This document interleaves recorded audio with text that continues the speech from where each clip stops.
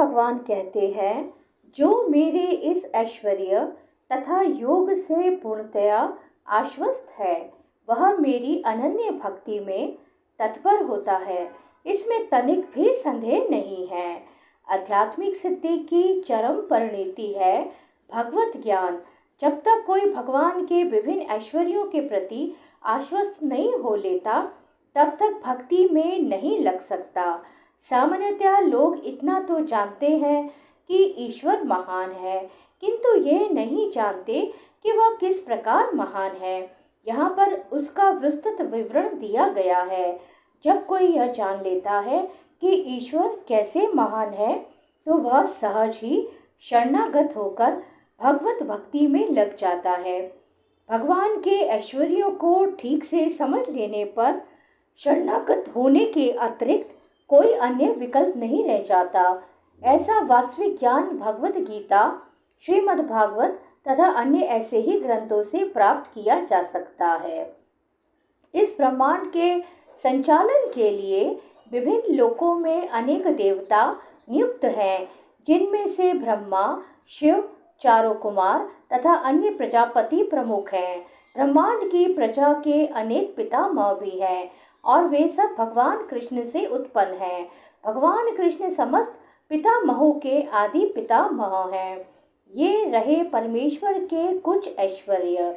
जब मनुष्य को इन पर अटूट विश्वास हो जाता है, तो वह अत्यंत श्रद्धा समेत तथा संशय रहित होकर कृष्ण को स्वीकार करता है और भक्ति करता है। भगवान की प्रेमा भक्ति में रुचि बढ़ाने के लिए ही इस विशिष्ट ज्ञान की आवश्यकता है। कृष्ण की महानता को समझने में उपेक्षा भाव न बरतें, क्योंकि कृष्ण की महानता को जानने पर ही एकनिष्ठ होकर भक्ति की जा सकती है। अहम सर्वस्य प्रभवः मत्तः सर्वम प्रवर्तते इति मत्वा भजन्ते माम बुधाः भाव संवित्ताः। मैं समस्त आध्यात्मिक तथा भौतिक जगतों का कारण हूँ। प्रत्येक वस्तु मुझसे ही उद्भूत है। जो बुद्धिमान यह भली भांति जानते हैं, वे मेरी प्रेमा भक्ति में लगते हैं तथा हृदय से पूरी तरह मेरी पूजा में तत्पर रहते हैं। जिस विद्वान ने वेदों का ठीक से अध्ययन किया हो और भगवान चैतन्य जैसे अधिकारियों से ज्ञान प्राप्त किया हो तथा ये जानता हो कि इन उपदेशों का किस प्रकार उपयोग करना चाहिए, वही यह समझ सकता है कि भौतिक तथा आध्यात्मिक जगतों के मूल श्री कृष्ण ही हैं।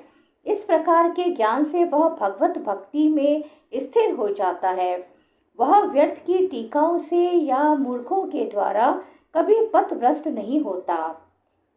सारा वैदिक साहित्य स्वीकार करता है कि कृष्ण ही ब्रह्मा, शिव तथा अन्य समस्त देवताओं के स्रोत हैं।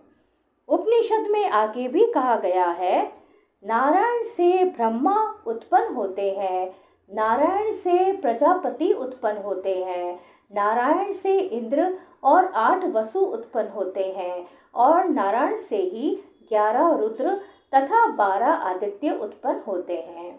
यह नारायण कृष्ण के ही अंश हैं। वेदों का ही कथन है, ब्रह्मण्यो देवकी पुत्रः, देवकी पुत्र कृष्ण ही भगवान है।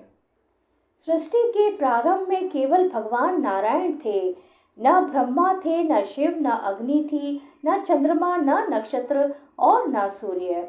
महाउपनिषद में यह भी कहा गया है कि शिवजी परमेश्वर के मस्तक से उत्पन्न हुए।